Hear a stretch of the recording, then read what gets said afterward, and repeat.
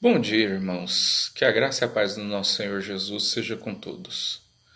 Hoje nós daremos início a uma série de pequenas reflexões baseado nas 7 cartas às 7 igrejas da Ásia Menor, que se encontra registrado no livro de Apocalipse, capítulos 2 e 3.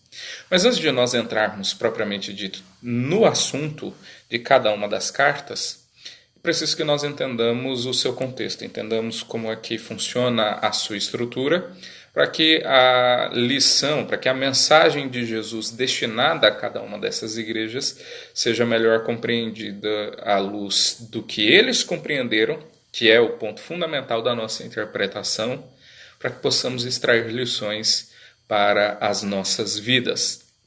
A primeira coisa que nós precisamos entender é que cada uma dessas cartas contém, segundo Carson, no seu livro Introdução ao Novo Testamento, uma saudação ao anjo da igreja, que seria o ministro, aquele que tem a função de falar a respeito de Deus, ele é o enviado do Senhor, ele é o mensageiro do Senhor. Então, todas as 7 cartas começam com uma saudação direta ao anjo da igreja, direta ao ministro da igreja, aquele que fala por ordem do Senhor. Profeta também em outros contextos, mas neste específico o Senhor trata os seus mensageiros, os seus ministros, como anjos da igreja. Então, cada carta começa com uma saudação ao anjo da igreja. Depois nós temos uma identificação de Cristo. Cristo se identifica ao anjo da igreja usando um dos elementos, um dos símbolos já usados no capítulo 1, entre os versos 9 a 20. Então, nós vamos ver em cada uma delas o Senhor dizendo ao anjo da igreja tal, assim diz aquele, e aí ele começa a se descrever com base na revelação anterior, na visão que João já havia tido do Cristo glorificado. Isso é muito relevante, porque cada símbolo daquela visão de Jesus glorificado que João teve no capítulo 1 tem a ver com o teor da mensagem, com o teor de todo o assunto do Apocalipse, que é o próprio Jesus quem revela a João o Apocalipse, e mais do que simplesmente, e simples não no sentido de simplório, mais do que simplesmente revelar o conteúdo do Apocalipse, é autodescritivo, é interpretativo também essa revelação de Jesus. Por isso que os seus receptores primários, que eram os ministros das igrejas e as próprias igrejas da Ásia Menor, foram identificadas. Jesus se identificou com uma das suas revelações a João, para que a igreja entendesse muito bem, e esse é o ponto fundamental, as igrejas entendiam muito bem o que Jesus queria dizer. Não era algo que ficava perdido, não era algo que o pessoal, os membros daquela igreja, os líderes daquela igreja se detinham a ficar horas pensando, tentando entender, para tentar traduzir, e traduzir não no sentido linguístico da coisa, mas tornar mais compreensível a mensagem. Eles entendiam muito bem o que é que Jesus estava querendo dizer, como Jesus se apresenta e qual é efetivamente a mensagem de Jesus para aquelas igrejas. Com exceção de Laodiceia, nós temos nas igrejas um elogio. O Senhor começa dizendo o que é que há de bom nela, o que é que ele encontra de bom nelas. Como eu disse, a exceção é Laodiceia, em que não há nenhum tipo de elogio. Era uma igreja realmente problemática, não mais que as outras, mas as outras ainda tinha algo que pudesse ser apontado e dizer, olha, isso aqui funciona aí, isso aqui é bom aí. Laodiceia não. Então, seguindo essa estrutura, depois de se direcionar ao anjo da igreja e se identificar como o remetente da carta, como o autor da mensagem, Jesus então passa a elogiar alguma coisa dentro das igrejas. Depois disso, o Senhor faz uma dura crítica a igreja apontando o seu pecado, trazendo para fora o seu pecado, expondo a podridão que havia no meio da igreja. Apesar da igreja ter algumas coisas positivas, algumas coisas dignas de observação do próprio Cristo, não significa que Cristo estava de acordo com tudo que acontecia naquelas igrejas. O Senhor mostrava o que era bom, mas o Senhor também expunha a podridão, expunha o tumor, o câncer, a doença que aquelas igrejas possuíam. A única ou as únicas exceções à regra é Esmirna e Filadélfia, em que o Senhor não faz críticas. Contudo, nenhuma delas está livre de uma advertência. Então o Senhor, depois de expor, com exceção de Esmirna e Filadélfia, qual era o pecado e criticar o pecado da igreja, onde a igreja estava errando, todas elas recebem uma advertência no sentido de melhorar. Nas que foram criticadas, a correção quanto à crítica, as que não foram criticadas também uma advertência para que melhorasse. Estava bom, mas não estava tão bom assim que não pudesse ser melhorado.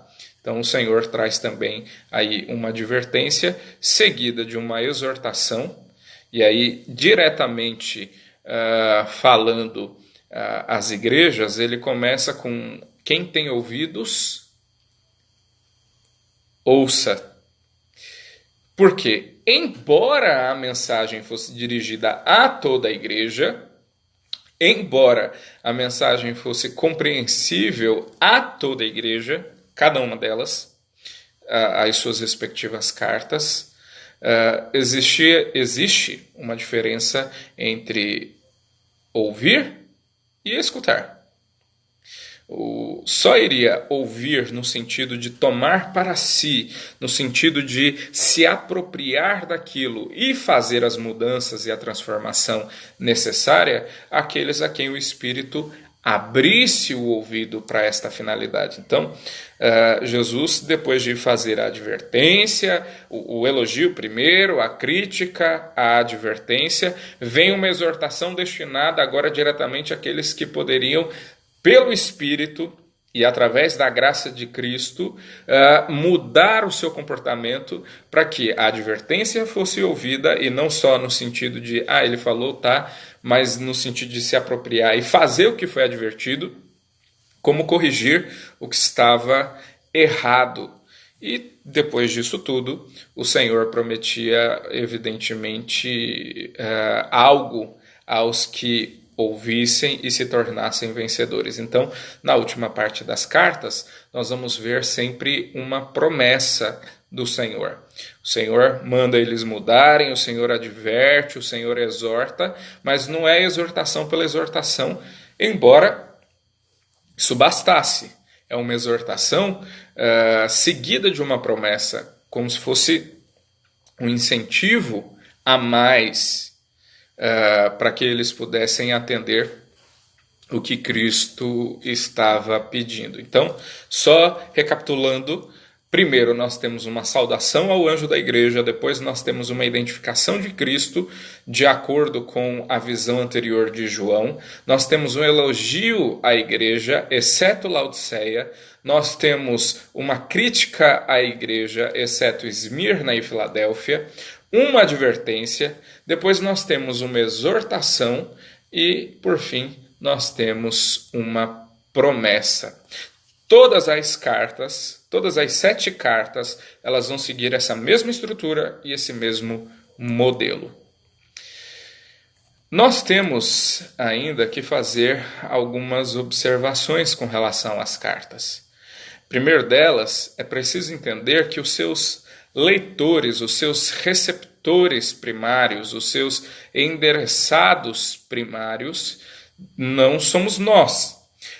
Pela instrumentalidade do Espírito e por inspiração desse mesmo Espírito, aquele conteúdo, aquela mensagem chega até nós e é palavra autoritativa de Deus na vida da igreja ainda nos dias de hoje. Mas quando João tem essa visão e registra, ele não está registrando pensando em nós aqui no século 21. Ele está pensando nas 7 igrejas da Ásia Menor, que é a quem as cartas eram endereçadas.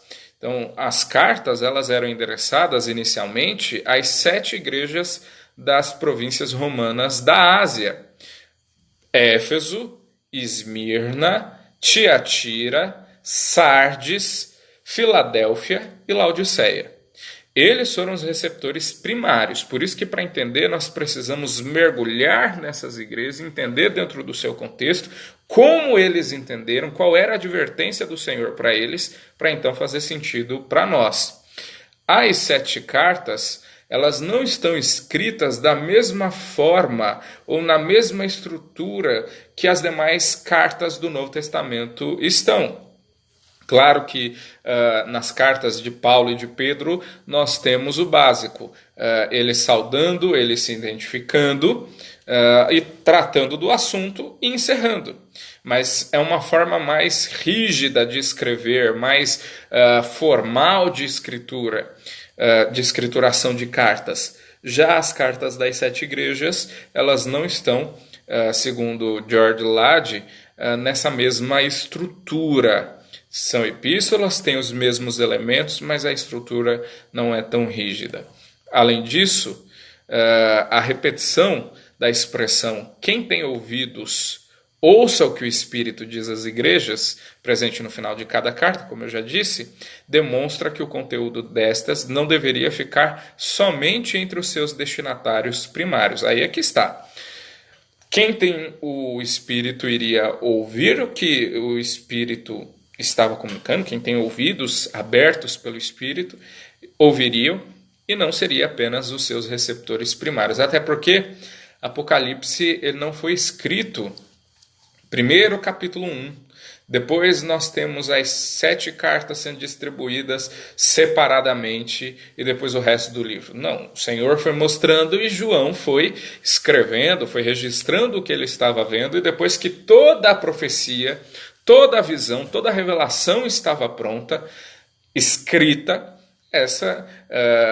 esse livro, essa epístola da revelação foi enviada às 7 igrejas. Então elas tinham noção não só dos seus, mas dos problemas das demais igrejas, e a parte depois das cartas, todos os outros elementos da revelação em Apocalipse também era do conhecimento de todos, mas só entenderia aqueles a quem o Espírito anunciasse. E, consequentemente, pela graça de Deus, chega até nós, atravessando aí todos os séculos que atravessaram, chegando até nós, e nós também podemos ler essas cartas, ler essas revelações e podemos entender o que o Espírito disse a eles, porque o que o Espírito disse a eles também faz sentido para nós hoje. Também tem uma instrução, uma lição para as nossas vidas no dia de hoje.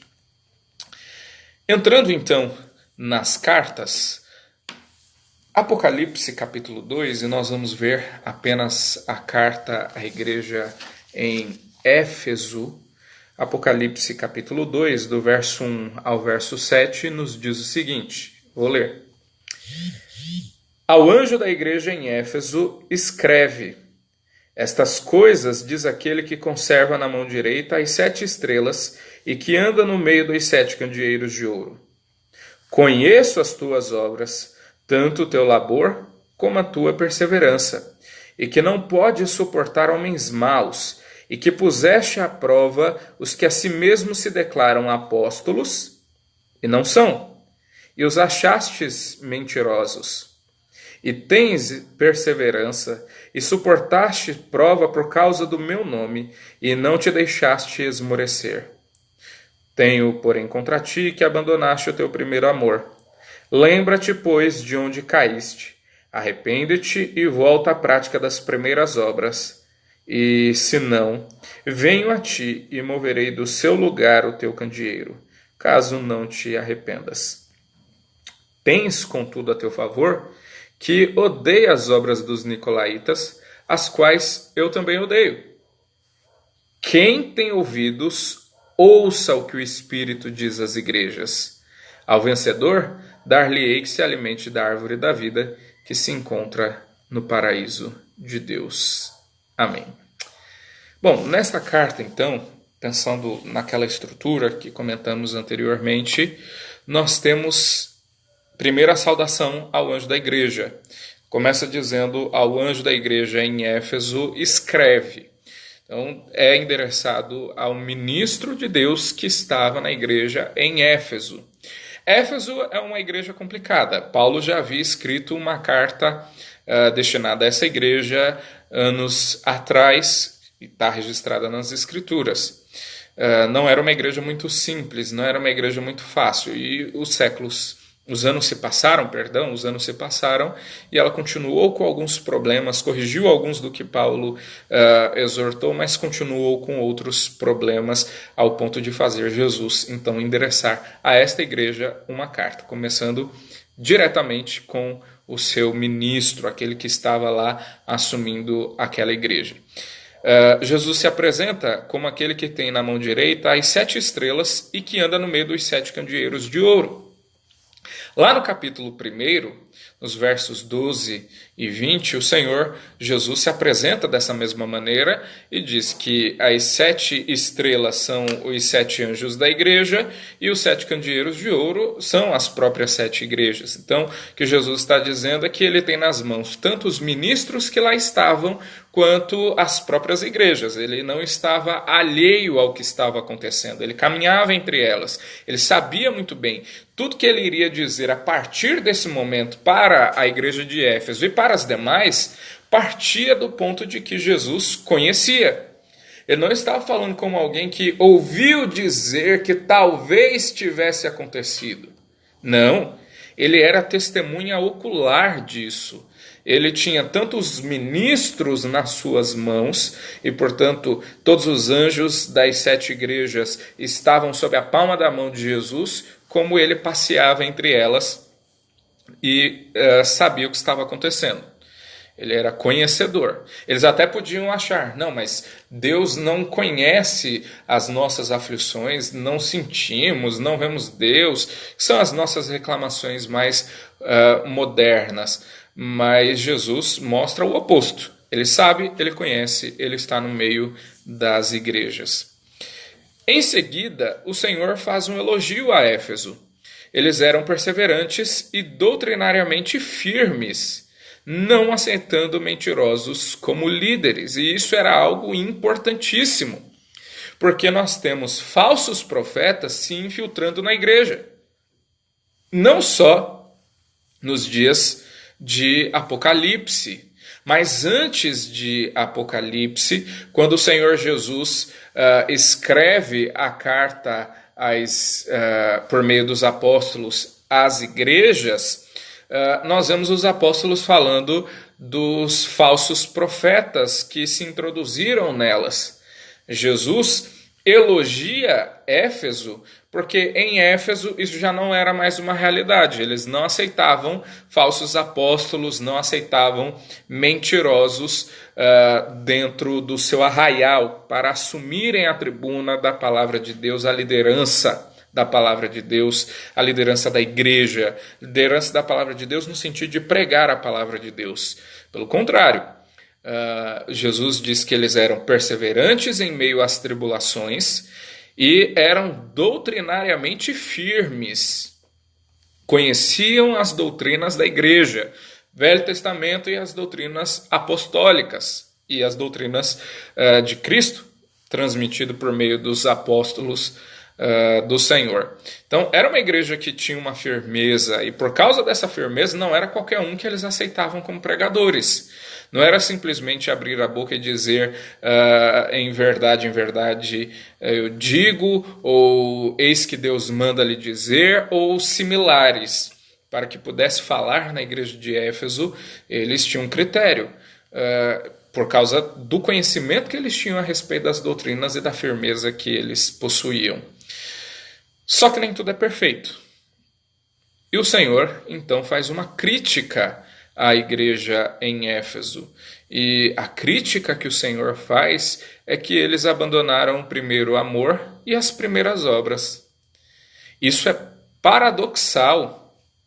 Isso é algo extremamente interessante, porque o Senhor elogia a firmeza teológica deles, a firmeza doutrinária deles, mas reclama que eles abandonaram o primeiro amor e as primeiras obras. Por aí a gente consegue entender que ser doutrinariamente firme não significa que nós temos o amor pela obra. Também não significa que para ter o amor pela obra é preciso ser doutrinariamente frouxo, fraco. Não é isso. E doutrina, nós não estamos falando de usos e costumes, nós estamos falando de doutrinas bíblicas extraídas das Escrituras. Conhecê-las e ser firme nas Escrituras, nas doutrinas que as Escrituras defendem, não devem invalidar o nosso amor às obras, porque era o que estava acontecendo ali. Eles tinham este conhecimento, mas infelizmente eles haviam abandonado o primeiro amor e as primeiras obras. A coisa acontecia mecanicamente, já não tinha mais aquela chama que existia outrora, principalmente, como o próprio Jesus diz, nas primeiras obras. O Senhor, então, manda eles se arrependerem. O Senhor manda eles se arrependerem de não ter amor às obras. Não é, Jesus não está enfatizando, incentivando salvação por obras, não é isso, não. Mas Jesus e as Escrituras vão nos mostrar isso, que as obras evidenciam que a obra da graça já aconteceu conosco. Não é que a obra da graça acontece porque nós trabalhamos, é porque ela já aconteceu nas nossas vidas que nós trabalhamos. Quando eles abandonam isso, o Senhor diz, olha, se arrependam. Lembra de onde caíste, se arrependa e volte ao primeiro amor. E aí, eles precisavam, então, fazer um exercício de lembrar quando foi, em que momento, em qual circunstância, em que etapa da vida, da carreira cristã, eles acabaram perdendo todo aquele amor, aquele ardor, e deveriam se arrepender disso, portanto, era pecado, e voltar àquelas práticas. Esta era a advertência de Jesus. Bom, quem ouvisse teria uma promessa. O Senhor promete alimentá-los da árvore da vida, e é interessante porque depois da queda do homem, lá em Gênesis capítulo 3, e que o homem é expulso do jardim, agora que nós vamos ver a árvore da vida sendo introduzida de novo no contexto judaico-cristão. O Senhor promete para aqueles que ouvissem e se arrependessem de ter permitido a frieza tomar conta, de que eles seriam alimentados pela árvore da vida e estariam no paraíso de Deus, já que é lá que a árvore da vida está. Eles precisavam ter firmeza doutrinária e apego, amor à obra de Cristo, à obra de Deus, para que então pudessem estar lá com o próprio Deus. Meus irmãos, o que isso então nos ensina? Em primeiro lugar, por melhor que nós sejamos, por melhores que sejam as nossas obras, as nossas práticas, por mais que nós tenhamos pontos a serem elogiados como povo de Deus, nunca estamos tão bem que não precisemos mudar alguma coisa. Mesmo quando alguma igreja, como era o caso de Esmirna e Filadélfia, não havia algo a ser reclamado, não havia uma crítica, mesmo assim o Senhor fez uma advertência para que eles não viessem a ter. Então nós precisamos estar conscientes de que nunca estamos tão bem que não possamos melhorar. Também é preciso que nós tenhamos humildade para reconhecer aonde nós estamos errando. Humildade. E essa humildade deve partir do princípio de que conhecemos a Cristo, a maneira como Ele se revela a nós através das Escrituras. É lendo as Escrituras que nós conhecemos a Cristo, e a partir daí nós entendemos, não é que nós aceitamos, nós entendemos a sua autoridade para falar sobre nós. Por que não aceitamos? Por que eu não usei o termo aceitar? Porque o Senhor não depende da nossa aceitação para ter autoridade. Ele é autoridade sobre a igreja, ele é autoridade sobre a vida do seu povo, é dele que emana a autoridade dos líderes quando baseados nas Escrituras, mas nós entendemos quem é Cristo a partir dela, para que então possamos entender a sua autoridade. É preciso que nós tenhamos consciência, irmãos, de que o Senhor, ele tem os líderes, os verdadeiros líderes da igreja nas suas mãos. Quando estes se curvam diante do senhorio de Cristo, estão nas palmas das mãos de Jesus. O Senhor os conhece de fato. O Senhor sabe quem são. Não adianta a gente, e isso infelizmente sempre acontece, vez ou outra, mas sempre acontece, de os membros da igreja se reunirem e almoçarem a costelinha do pastor ou de qualquer outro líder no almoço, né? Vai falar e vai apontar e tal, e isso não é algo que deve acontecer porque o Senhor conhece. Se existe dificuldade com a liderança, precisamos orar e colocar a liderança na presença de Deus, colocar nas mãos de Deus. Não que não estejam, mas nós precisamos orar por eles, porque o Senhor os sabe, os conhece. Por outro lado, é preciso que nós também tenhamos humildade para reconhecer que o Senhor conhece as nossas vidas, passeia no meio da igreja. A nossa igreja, as nossas comunidades de fé, as nossas irmandades de fé, se verdadeiras, elas não estão longe dos olhares de Cristo. O Senhor as conhece. A gente tem problema na igreja, vira e mexe, volta e meia, a gente enfrenta algumas dificuldades, umas mais leves, outras mais pesadas, mas nunca devemos achar que o Senhor não conhece, que Ele está alheio lá no céu, sentado no trono, distante de nós. Ele passeia no meio da sua igreja. E, considerando que a igreja não é a denominação e não é a estrutura predial, mas a igreja somos você e eu, o Senhor conhece as nossas vidas. Não existe nada, absolutamente nada que nós façamos enquanto igreja do Senhor que Ele não conheça. Por isso que quando Ele nos repreende, Ele não fala como alguém que está sentado longe lá no céu sem se importar conosco. Ele fala como alguém que nos conhece. E graças a Ele por este conhecimento. Ele nos conhece. Partindo daí, irmãos, é preciso que nós ouçamos o elogio a Éfeso e busquemos o mesmo. É preciso que nós sejamos perseverantes nas tribulações. Elas vêm. Não dá para arrancar os cabelos da cabeça, se desesperar, embora seja a nossa vontade natural, e por muitas vezes nós o façamos, mas é preciso que nós perseveremos em Cristo. Esperemos por Ele, esperemos nele, para a glória dele. É preciso, irmãos, que nós sejamos doutrinariamente firmes. É conhecer a palavra. De novo, não são usos e costumes, mas é a palavra, as doutrinas que emanam da palavra. Nós precisamos conhecer a palavra, conhecer as doutrinas, amar as doutrinas, viver baseando as nossas vidas nas doutrinas bíblicas. Precisamos ser firmes nisso. E precisamos também ter o bom senso de não aceitar, de não ouvir, de não dar ouvidos a falsos líderes, a falsos profetas, que se já eram muitos nos dias de Paulo, nos dias de Pedro, nos dias de João e das igrejas da Ásia Menor, são muito maiores hoje, porque antes a igreja estava concentrada ali, no velho continente, Europa e região da Ásia, um pedaço da África. Hoje, a igreja está espalhada.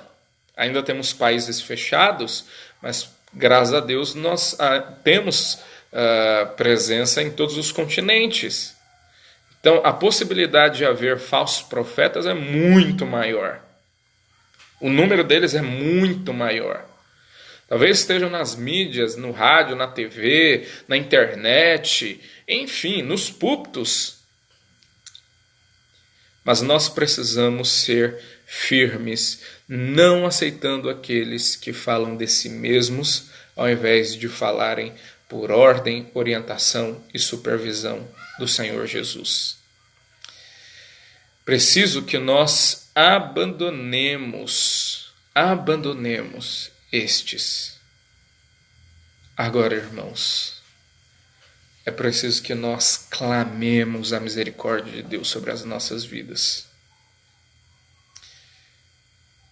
Quantos de nós, por causa das tribulações, das lutas, das dificuldades, quantos de nós, por causa de tantas coisas que nos sobrevêm, pelo tempo da caminhada, por decepções que tivemos, enfim, ou mesmo diante de tantas alegrias e conquistas, mas pelo tempo na nossa caminhada, nós vamos nos esfriando espiritualmente, já não vamos fazendo as coisas com o mesmo ardor, a mesma dedicação, o mesmo amor que nós tínhamos no início. Tinha um professor de escola dominical que, na minha adolescência, que ele costumava dizer que quando motivados, somos capazes de entregar folheto na porta do inferno. E é verdade. No primeiro amor, quando o nosso coração está inflamado, quando o nosso coração está cheio do amor a Cristo, da obra, pela obra, cheio do Espírito, nós somos capazes de orar 2, 3 horas se preciso for, acordar de madrugada para orar, a gente evangeliza, a gente vai para a igreja cantando, né, feliz, parece algo fantástico, o melhor lugar da terra para nós irmos. O tempo vai passando, isso vai se esfriando e a gente com muita dificuldade ora 3 vezes ao dia, quando acorda, quando almoça e antes de dormir. A gente já não evangeliza mais, a gente já não gasta mais tempo lendo a Bíblia, cantando ao Senhor, falando do amor de Cristo. Ir para a igreja então? Se o Salmo 122 pudesse ser escrito numa paráfrase dos nossos dias por muitos de nós, ao invés de dizermos alegrei-me quando me disseram vamos à casa do Senhor e pararam os nossos pés junto às tuas portas, ó Jerusalém, Jerusalém que está construída como cidade compacta para onde sobem as 12 tribos do Senhor, nós iríamos registrar da seguinte maneira: alegrei-me quando me disseram amém, acabou o culto. Então os nossos pés foram para casa e nós paramos no sofá e assistimos Fantástico, Domingo Espetacular, Netflix e seja lá o que for. Caminhamos para a igreja parecendo que estamos indo para um velório, porque já perdemos o primeiro amor. Preciso que nós ouçamos a exortação do Senhor. Lembremos de onde nós caímos, nos arrependamos e voltemos às práticas daquelas primeiras obras. Quem tem o Espírito há de ouvir. Como o texto diz, quem tem ouvidos para ouvir o que o Espírito diz às igrejas, ouça. Se nós nos arrependermos, não de sermos firmes doutrinariamente, porque se não somos, pecamos nisso. Mas se nós não nos arrependermos de nos tornar frios, apáticos espiritualmente, e não clamarmos pela graça de Jesus, para que Ele nos permita voltar às práticas das primeiras obras, segurando na nossa mão, porque sozinho a gente não volta, a gente desvia por outro lado. Se nós ouvirmos e atendermos, seremos alimentados da árvore da vida. que está no paraíso de Deus. Se ouvirmos e atendermos até o fim, e formos vitoriosos até o fim, firmes doutrinariamente e amando a obra do Senhor, e não só amando de longe, mas nos envolvendo com ela, vivendo por ela, para ela também, não só, mas também, nós estaremos com Deus no paraíso. Meu irmão, minha irmã, onde nós temos errado, a exemplo da igreja de Éfeso? Eu quero orar por você. Senhor, em nome de Jesus, confessamos diante do Senhor que muitas vezes estamos frios e apáticos na Tua presença. Não temos prazer em meditar na lei do Senhor, não temos firmeza doutrinária. O Senhor sabe, não há como esconder de Ti. Por isso, Senhor Deus, em nome de Jesus, clamamos ao Senhor nesta hora. Tem misericórdia, tem piedade de nós. Nos ajude, ó Deus, a termos prazer no Senhor e na Sua obra.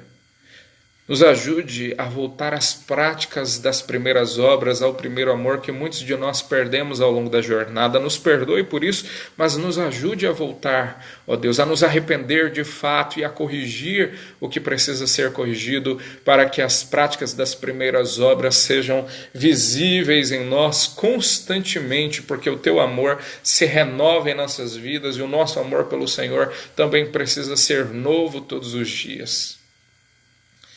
Dá-nos forças para que nós possamos perseverar em meio às tribulações, perseverar nesta jornada de firmeza doutrinária e amor à obra do Senhor enquanto aqui vivermos, para sermos vitoriosos quando do grande dia de Cristo. É o que nós te suplicamos no nome de Jesus. Amém. Tenha um bom dia. Deus te abençoe.